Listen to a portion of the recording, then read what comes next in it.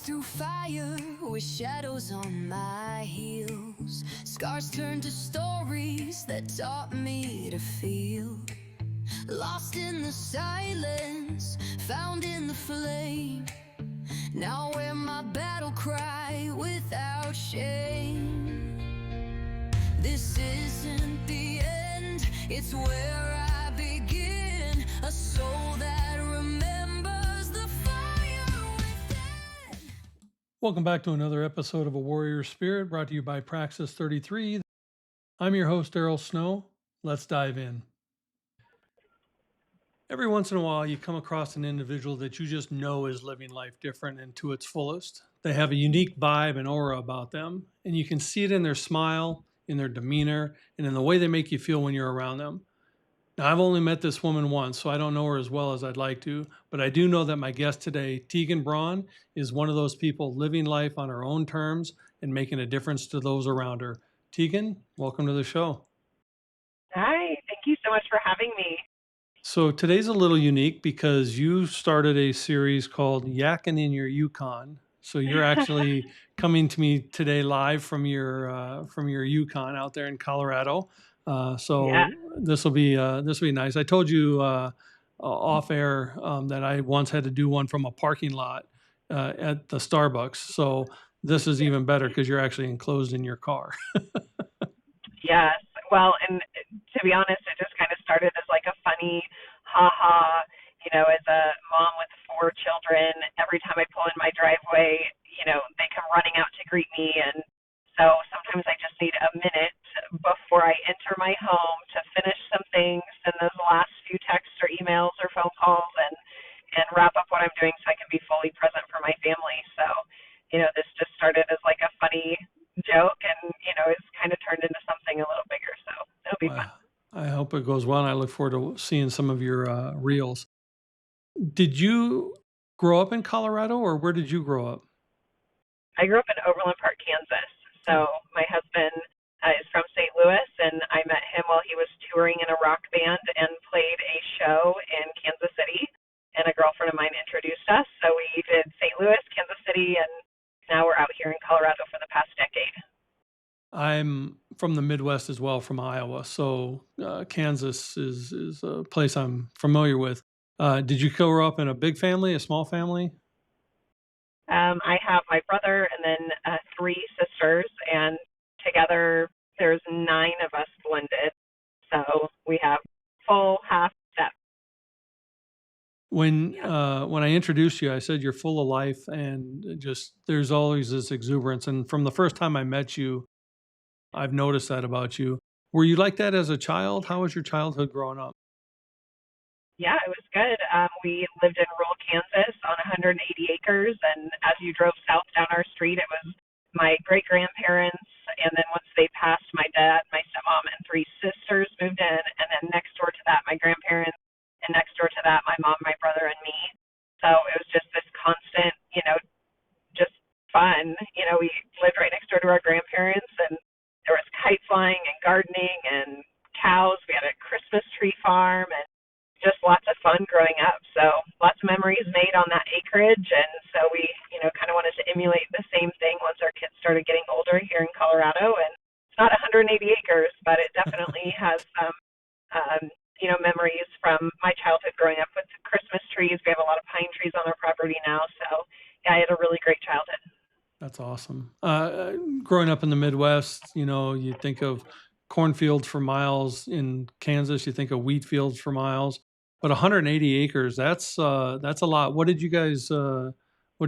you farm the land or did you grow anything other than the Christmas trees? No, we didn't. They actually, my grandparents leased out a lot of the land for cattle.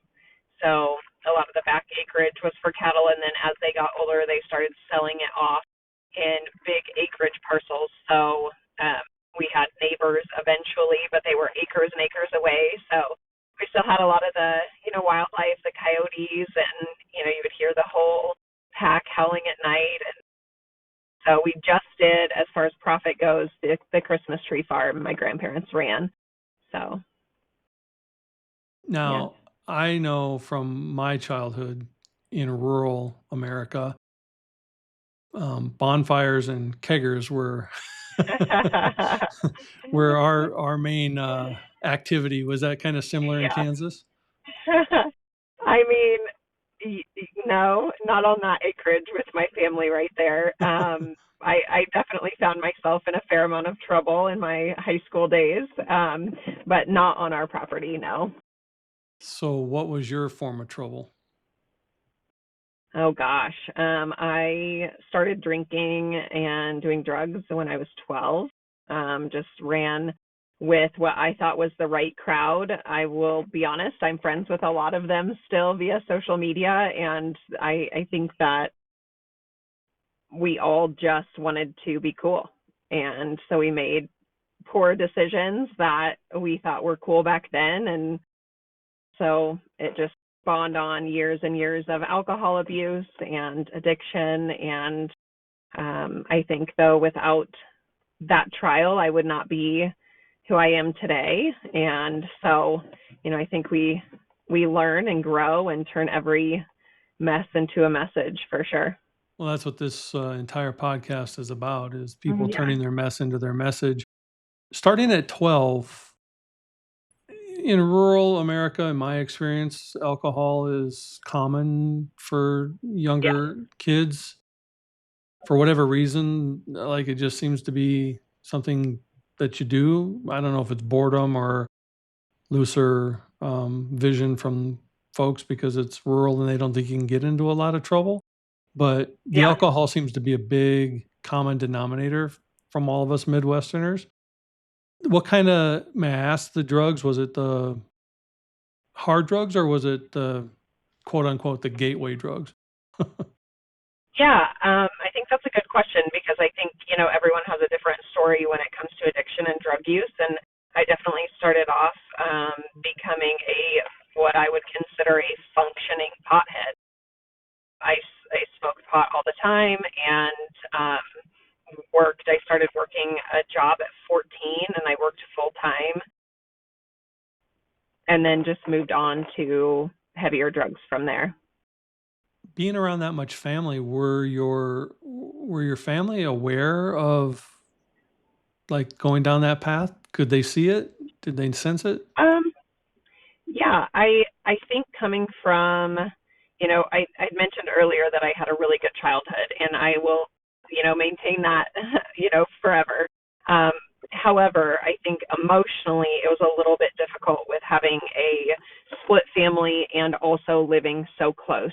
So, we had the acreage and my grandparents in between my dad, my stepmom, and three sisters, and then my mom, my brother, and me were separate over here. And there was definitely a difference in how we were parented, and how I was parented. And so, my stepmom at the time is now my ex stepmom, and I have a lovely, wonderful stepmom who's been in the picture for over a decade now, that we absolutely love. It feels like she's been here all along. But my initial stepmom of 23 years was abusive, verbally, mentally, emotionally, just not who living in who God created her to be.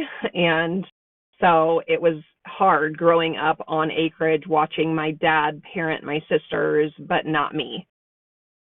It just was a line in the sand. And unfortunately, at that point in time, he chose, to be present for his current family and not necessarily for me, or my brother. And so, since I have grown up and had a family of my own, my dad and I are incredibly close. He found the Lord. Like I mentioned, his wife that's been around for over a decade is just phenomenal. And their relationship with Jesus is so beautiful, and we're really close. And so, it just is so interesting looking back and kind of seeing that emotional trauma that I went through. I always, kind of joke, but it's very true. And I say that I have, parents who wrote the book in some ways on how to parent, and also parents who wrote the book on how not to parent. And so, it was hard watching that difference in our relationship. However, I do feel like it was also why nobody noticed what was going on with me behind the scenes. I went to school, I maintained good grades. No one was any the wiser on what I was doing with my extracurricular activities. I think they knew kind of, but it was never really questioned because I had a full-time job that I maintained. Starting at 16, I was a full-time manager with Nordstrom and was the youngest manager in the company. And so no one really had any reason to question what I was or wasn't doing in my spare time because I was so highly functioning with everything else. So, it's always said, like, check on everyone regardless of how well they're doing, because you just never know. And so, I think about that a lot now with my own kids and watching them grow. And, we homeschool and are looking at a little bit different path for this coming school year, but 3 of the 4 kids are in search and rescue. And so we try and keep them busy. And I think that's what a huge piece of the puzzle was for me, to be honest, Daryl, is that I didn't have something to keep me busy in my spare time. So I had a lot of free time. So how long till you devolved into the harder drugs? You started at 12. Yeah, I would say I'd say a couple years in. So probably by the time I was 15 or 16, started doing ecstasy and just some other drugs that I experimented with, but I would say that ecstasy was probably my drug of choice for many years. And you're clean for about 6 years now, did I celebrate Yeah, 6 years? Yep. So I'm 6 years sober from alcohol, and I stopped using drugs, oh gosh, pretty much at 2021. College time? Yeah. Yeah. So how did you transit? Did you go to college? So I did 2 years of community college and then was promoted to open a Nordstrom in Dallas. So I went down there at 22 years old and opened a new store with them. I smile because I lived in Dallas for 7 years, and you went from rural partying to Dallas partying, because Yes. Dallas was the only Yeah. place I lived where the ladies would wear their makeup to go to the gym.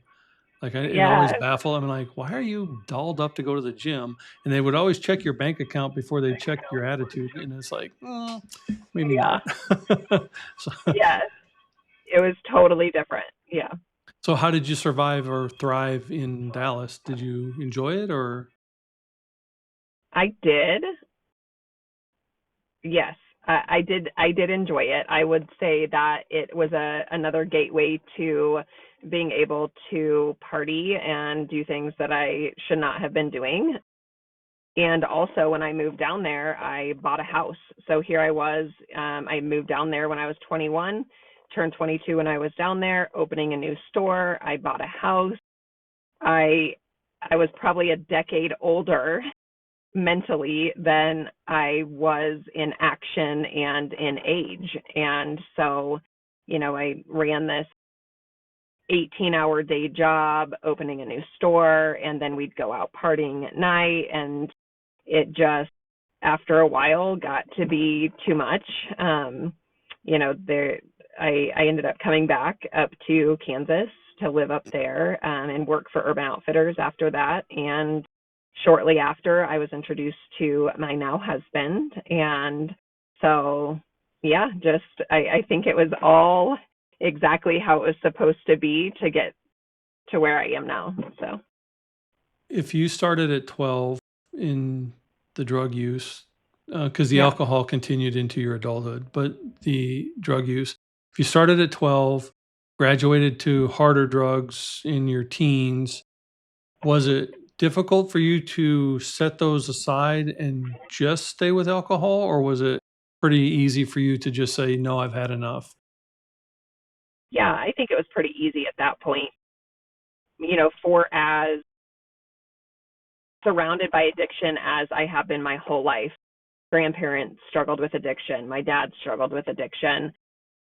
It was very clear to me what was happening. And I think combining that with my competitive nature, there was a line in the sand that I was unwilling to cross. So, something that I have not shared publicly yet. I did get a DUI when I was 21, right before I moved to Texas. And unfortunately, the situation was just not in my favor as far as the way the evening progressed. I actually took the keys from a girl I went to high school with and had not seen in years. And she had spilled several drinks on me. And I had just worked a very long day and I was exhausted. And I went home and I fell asleep at a stoplight minutes from my house. And I had always been told growing up, if you get pulled over, you refuse the breathalyzer. And that's what I did. And I should have just done it because I had not been drinking. And it just backfired on me. So I just didn't know what I didn't know at 21. And so I was put on probation and had my license taken away in Kansas. So when I moved down to Texas, whenever I would come back, I'd have to park on state line. I'd have to have a ride. It was a very embarrassing time of my life. And, I definitely hid it from a lot of people because you can't say you got a DUI without actually being drunk and have it make sense. And so, we tried to fight it. I hired an attorney, and it just, that's what happens when you refuse a breathalyzer in Kansas. You automatically lose your license. So it's all good. It taught me a lot about myself and about just saying no and kind of walking away from that lifestyle and the partying and all of that. And so when I got to Dallas, I still did that a little bit, but not to the extreme that I used to. So I think it was a good eye-opener for me, for sure. Sometimes it is those hard lessons that really, Yes. like, we can hear other people make those mistakes, but until we make them ourselves, we don't have the full impact on them, which is a shame because it's a whole lot easier to learn from somebody else's errors than having to make them ourselves. But some of that also, I think, makes you a better parent now because the hard life that you had, even though you had fun and you had a good childhood, all that, you still know the hardships. So you kind of still know how to navigate that for and with your children.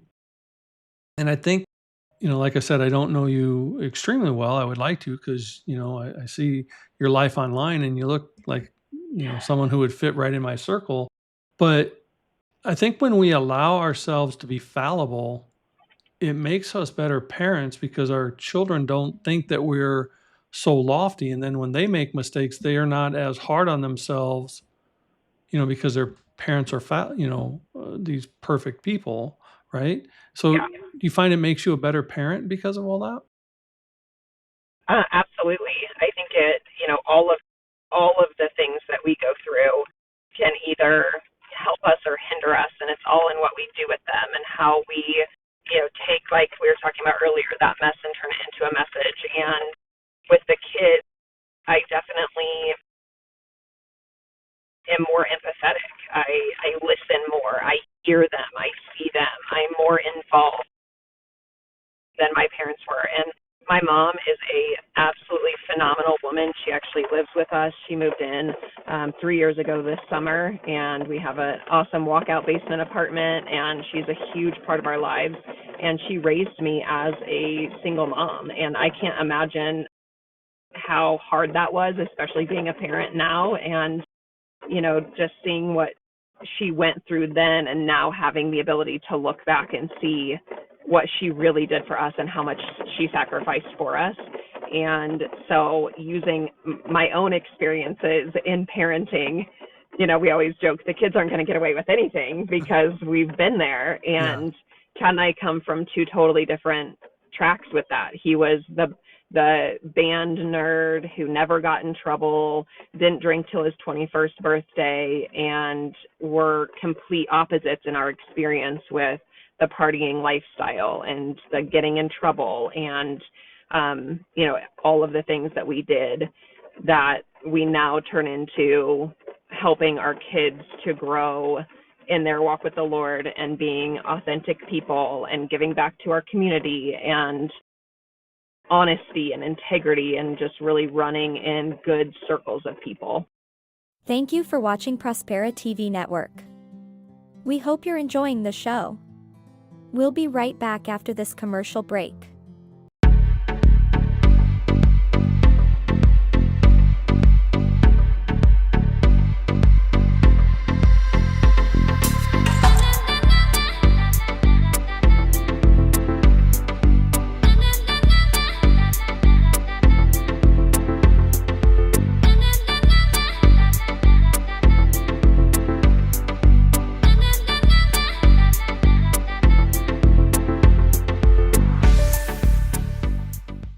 Honesty and integrity and just really running in good circles of people.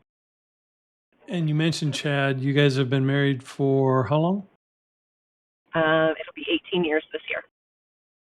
That's no easy feat in and of itself. But how you met him is actually even more interesting. So can you tell the story of how you met him? Yeah, so a girlfriend of mine knew of this band that was touring, and she introduced us. I had moved back from Texas just 3 days prior to his band playing in my city. I was just right in Westport off of the Kansas City Plaza, and he played a show down there, and I walked in ahead of the band playing and was like, what are we doing here? We're early. And she said, oh, we're going to have dinner with the band. And he was actually across the room on the phone with another girl at the time and turned around and, he tells the story. It's hilarious. But he turned around and saw me and got off the phone with the girl. And by the end of the night, I told my best friend since 7th grade that I'm going to marry that boy. And that was it. We dated long distance for a little bit. And Daryl broke up with him because I was 22, and who meets the boy they're supposed to marry at 22? So I thought, no way, this isn't real. And so I broke up with him, and he was still touring all over. And then my boss at the time had met him when they were in town at the same time, and came to me and said, you have 2 weeks. We're promoting you to store merchandiser of Urban Outfitters in St. Louis. You have 2 weeks to get out there and reconnect with Chad. You made a big mistake. So, of course, I had to laugh and say, isn't this illegal to meddle in my personal life? And they said, well, if you want your job, it's not. And so that was it. They had already found a replacement for me. It was such a huge overreach. And also, I have my former boss to thank for the nudge to get me out of my stuck mindset and go after this guy who I knew was the one. And so that was it. We've been together ever since. So let me ask you, at that moment, were you connected to God like you are today, or was this prior to your reconnection with God? Yeah, that's a great question. And definitely something we talk about all the time, especially with where we are now. So Chad and I both grew up going to church. I would say, I grew up Presbyterian, he grew up Catholic, and then we both just kind of fell away from our walk with the Lord. And when we started dating and then we ended up moving in together, we actually got pregnant before we got married. And then we found a church right by our house we had purchased. And the Sunday we walk in, the sermon was, children are a gift from God. And, I like head to toe goosebumps every time I tell this story, because it was such an affirmation of where we were and where we were headed in our walk. And we've just never looked back. So we got baptized together. We kind of backtracked in our marriage and completely slept separately. He actually moved back in with his parents until we got married before Jaden, our first daughter, was born. And then just totally committed our lives to Christ. He is now a full-time or going to be full-time worship pastor.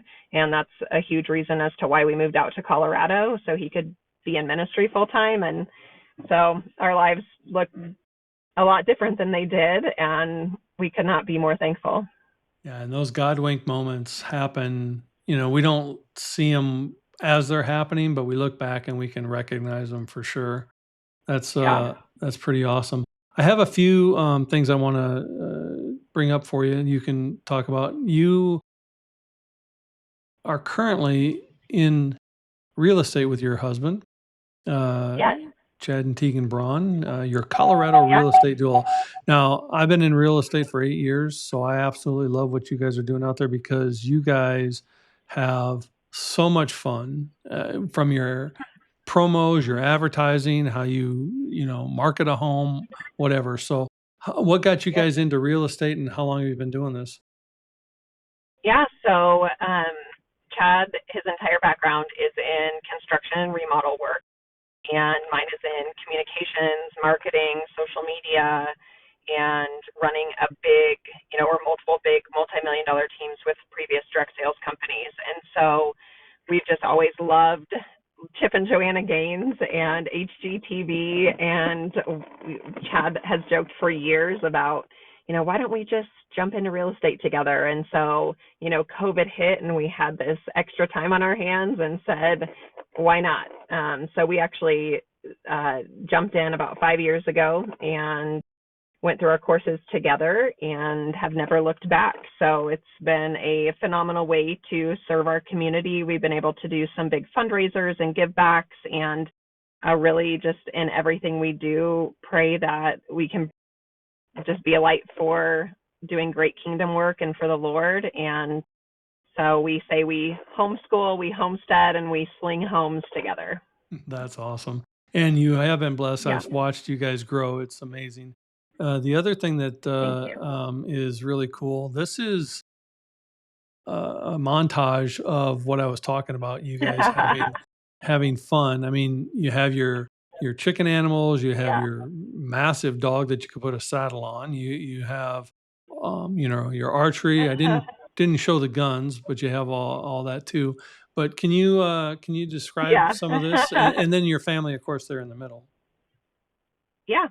So our kids are now 12 to 17, and we have a homestead. We're on about 3 acres out in Elizabeth, Colorado, and we have everything from goats to a big flock of chickens. We raise meat birds every year that our kids actually process themselves, which is super cool. And then our kids are really involved in 4-H. So they show pigs, they show turkeys, they show chickens, and so for about 5 months out of the year, we have right around 100 animals on our acreage. And then after 4-H season and processing our meat birds and turkeys, we go back to, about half that. So it's just a really cool way of life out here, and everything's a little bit slower. And our population of our town is only about 2,500 people. However, we're just about 35 minutes from, the major city we moved from. And so we're able to go back. We're back about every day, but living out here has just been really cool and an awesome way to teach the kiddos about sustainability and survival and how to grow things and just take care of these animals we've been so blessed to have.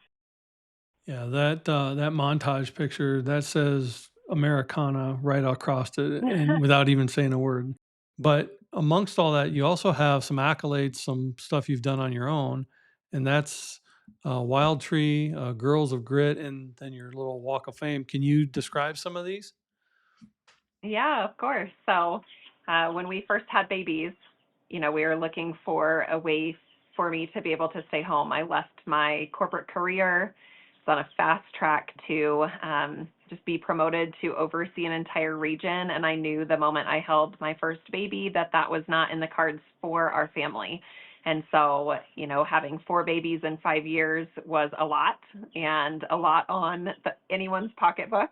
and being, young with 4 kiddos, just a way to bring additional income into our home and support my husband in his efforts to build a remodel company when we moved to Kansas. So that being said, I jumped into direct sales as an industry. I partnered with companies like 31, Wild Tree, Juice Plus, and all of them held just an incredible place in our heart and our lives while we had younger kids. I will always be an advocate for just the camaraderie and team building and team mentality that comes with running an in-home and social selling business. I think they'd absolutely have a place in this world, and I am happy to support those running these types of businesses, because it is not easy, especially with a baby on your hip and one underfoot. And so I ran with those for a variety of years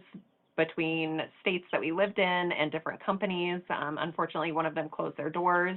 And so our, whole team and everyone I knew had to, reposition to a new company. And again, talk about learning to pivot and going through a trial that was a huge one, and just learning all we could from that and to make us better moving forward. So, I think, again, all of the communication and marketing and social media and all of that we learned along the way set us up so nicely to be able to run with our real estate business.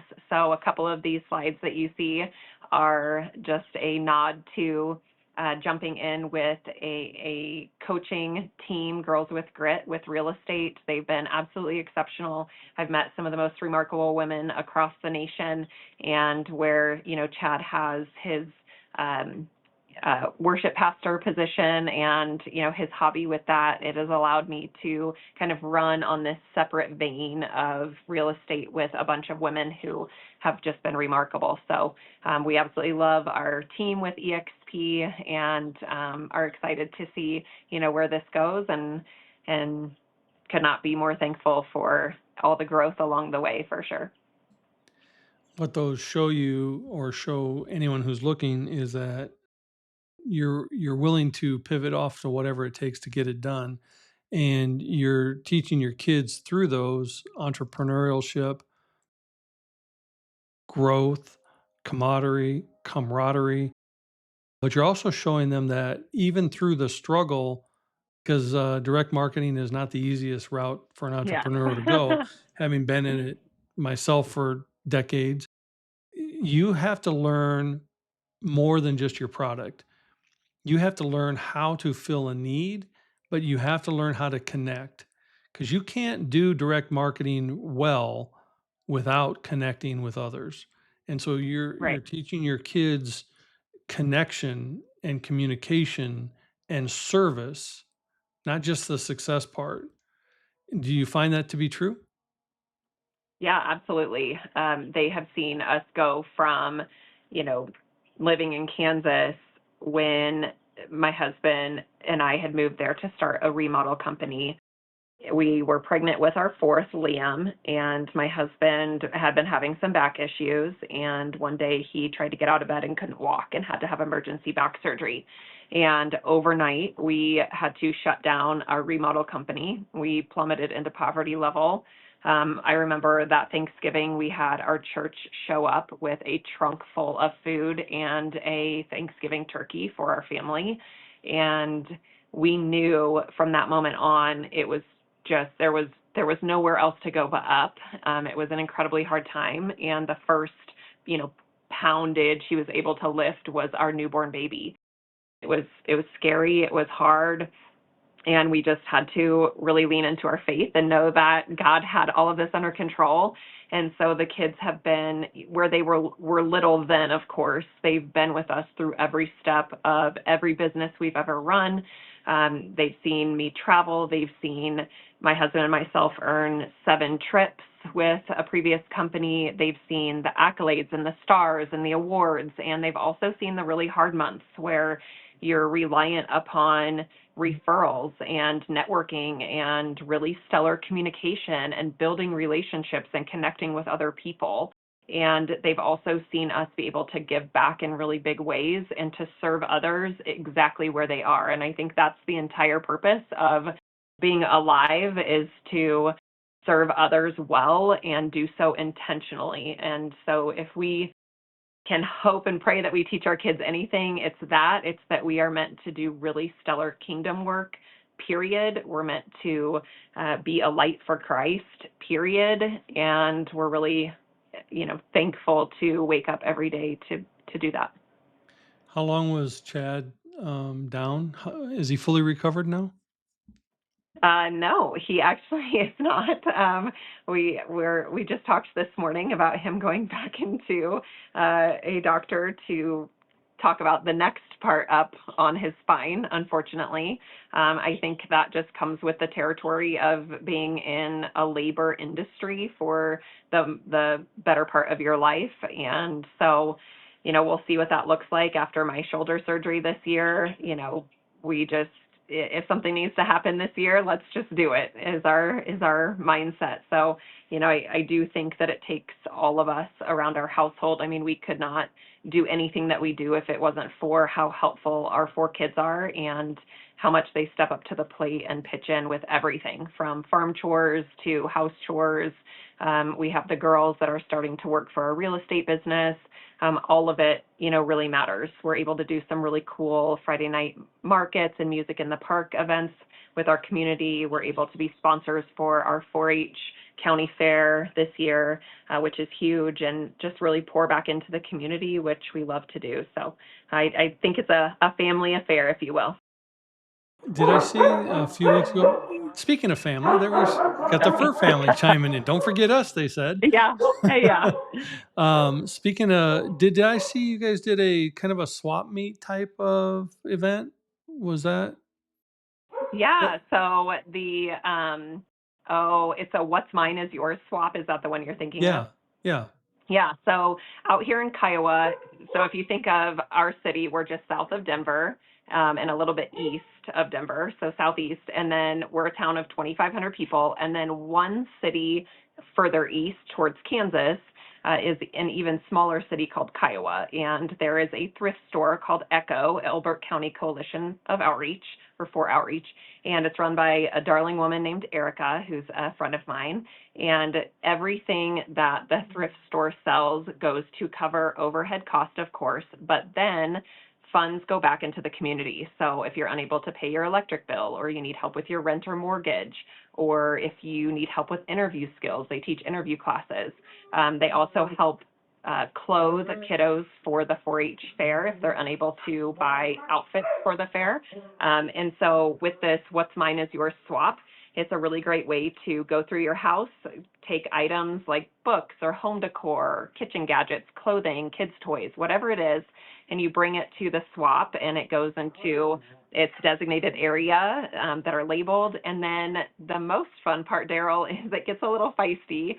You bring Post-it notes and write your name on them, and you put your name on every item that you'd like. But if there are more than 2 names on an item, you roll dice to see who gets it.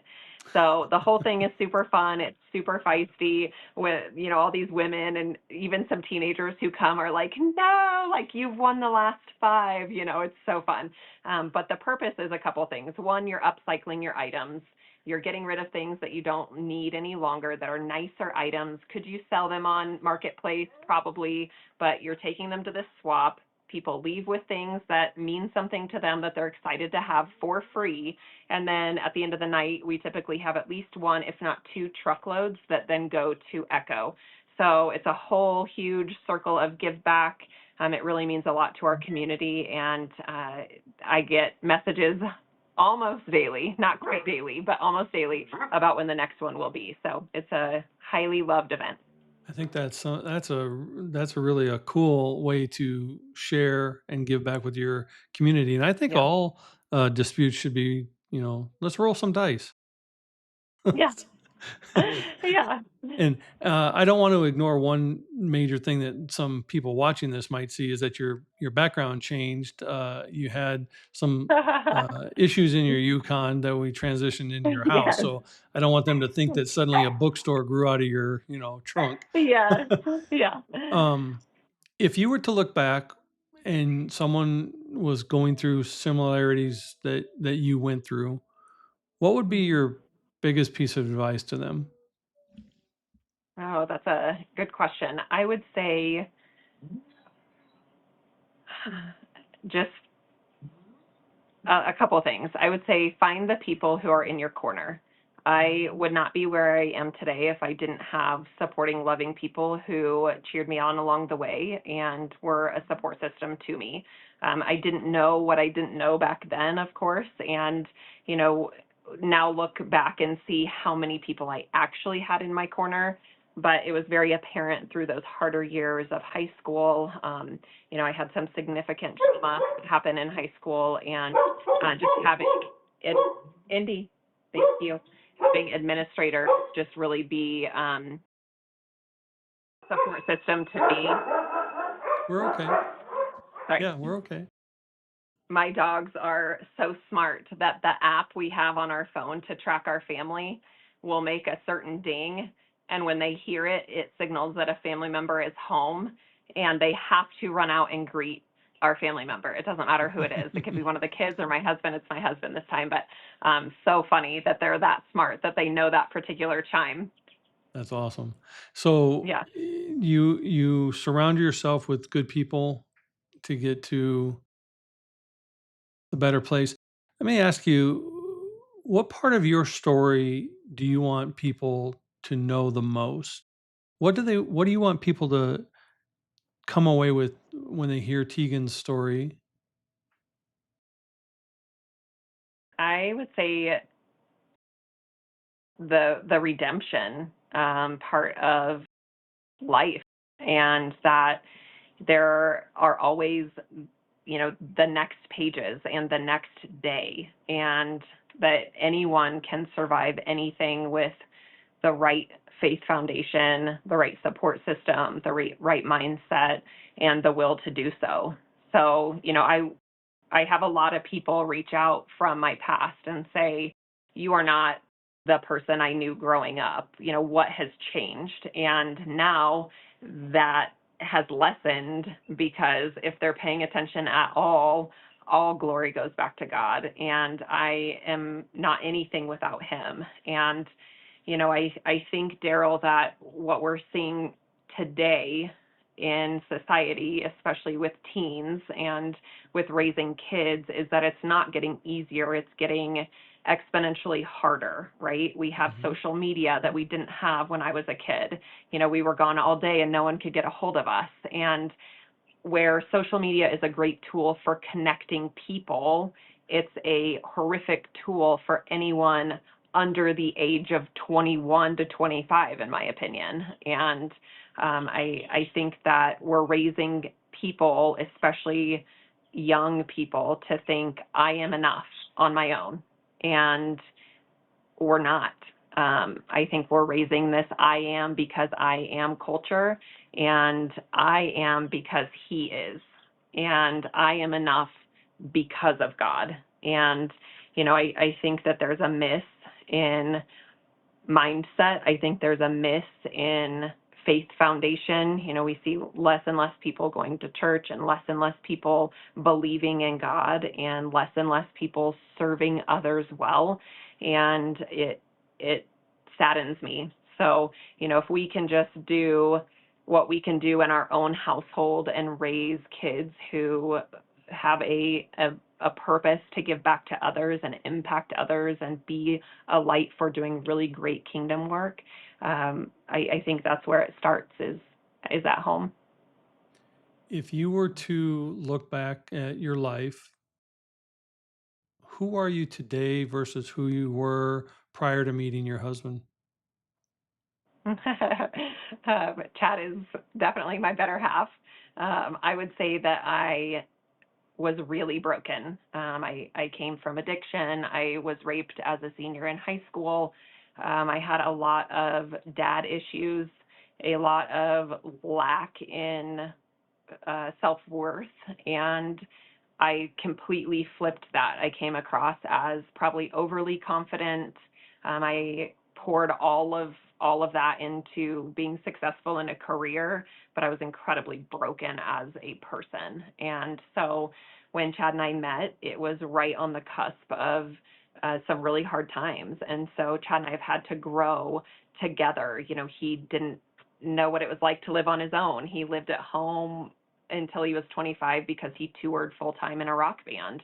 And so we definitely grew up together with kids. And so we have a lot of grace, extend a lot of grace in our house, because this is, you know, my first time being 41. It's his first time, you know, being a dad and a husband. And, you know, we're trying to learn all of this together and grow with kids as they age, you know, grow in different ages and go through different seasons. And every new season has its own challenges. You know, every parent watching this will feel the same way. And so, you know, we just do the best we can. And I definitely think I'm completely different, all because of the grace of God, from when I met Chad to now.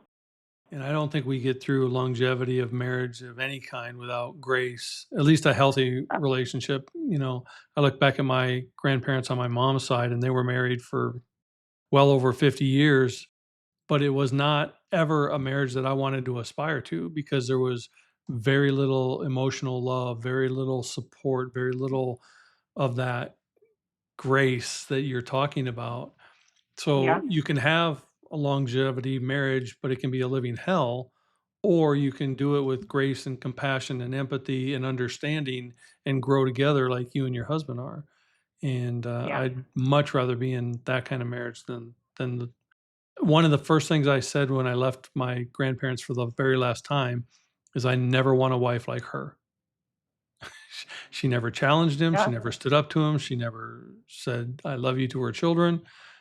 I never wanted a wife like that. Yeah. So, you know, I think the grace, and you have to have grace not only for your partner, but you have to have grace for yourself. Right. Like, it's Yeah. easier to give grace to my partner than it is for myself. But if I don't give it to myself, it makes my wife's job even harder, you know? Yeah. Yep. So, Absolutely agree. well, I am going to wrap this up with one last question that I ask everyone. Actually, I'm going to give you two. Who, so you've seen where you were as a young child. You've seen where you were in high school when you had the issues you mentioned and the hardships that you came through. You've seen the hardships that you endured when you and your husband first started out, and you've seen the beauty of where you are now. Where do you want the next 20 years to be? Oh, I would say really just diving into living life. So, you know, sometimes it feels like I can't hear God's voice. And sometimes I wonder, you know, I would like a neon flashing arrow to appear to show me which way. But I have found that in all things, it will be made abundantly clear. And, you know, we pray over each of our kids every night before they go to bed. And there have been seasons that every night our prayer has that same, you know, whatever question it is about whatever season. Like I mentioned earlier, we're switching from homeschooling to a different school environment for them next year, to do an early college program for them. And we just prayed relentlessly for God to make it abundantly clear where we're supposed to be. And as long as we are doing that and putting everything at the feet of Jesus, I do feel like he does make it abundantly clear. And if we put our own ego before our prayer for his will, he makes that very clear too. And so, the very last question that I ask every one of my guests: what does a warrior spirit or having a warrior spirit mean to Tegan Braun? Oh gosh. Um, I would say that having a warrior spirit has meant survival and the ability to thrive in my lifetime. So from teenage years to 20s, 30s, and now in my 40s, every season looks different, but a warrior spirit is what I would say is God, and just having His fire within me to thrive amidst any situation. I 100% believe that it's how you show up and your attitude and your mindset in any situation. And I don't believe that you can have that without a faith and a faith foundation. He is everything to us, and we owe everything to Him. I love that, and I appreciate that you're in my tribe and part of this community. I see definitely why, even through the hardships and through the struggles, why you still exude the vibrance and the beauty and the jubilation that you do, because everything you do starts with Him, and you live for Him, not for yourself. And I think that's a beautiful thing. So. Well, thank you. And thank you so much for having me. I appreciate it. And if you would like to get in touch with Tegan, you can get in contact with her on our website, teganbraun.exp realty, and on our social platforms, which will be at the end of the show notes. And as always, I want to thank you for joining us on this edition of A Warrior Spirit. We're now available not only on YouTube, but also Spotify, Apple Podcasts, and all the major platforms, as well as on Wednesday evenings at 8 Eastern on Roku via the Prospera TV app. But wherever you find us, be sure to like and subscribe so you can catch all the episodes. And as always, the journey is sacred. The warrior is you. So remember, be inspired, be empowered, and embrace the spirit of the warrior within. It's not just about the fight, it's how we rise from it.